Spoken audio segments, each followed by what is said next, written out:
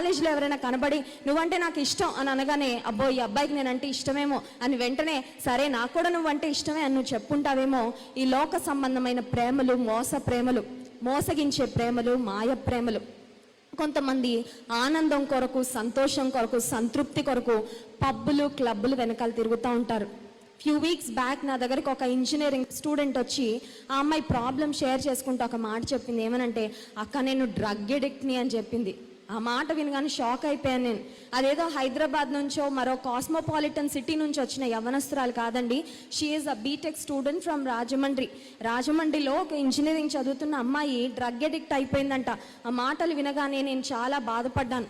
అమ్మ ఎందుకు నువ్వు డ్రగ్ ఎడిక్ట్ అయిపోయావు, ఎవరు నీకు అలవాటు చేశారంటే, మా ఫ్రెండ్స్ నన్ను బలవంతం చేశారక్క, మా ఫ్రెండ్స్ ఒక్కసారి ట్రై చేయమని చెప్పారు, ఇప్పుడు నేను ఒక డ్రగ్ ఎడిక్ట్ అయిపోయాను, I'm not able to come out of it.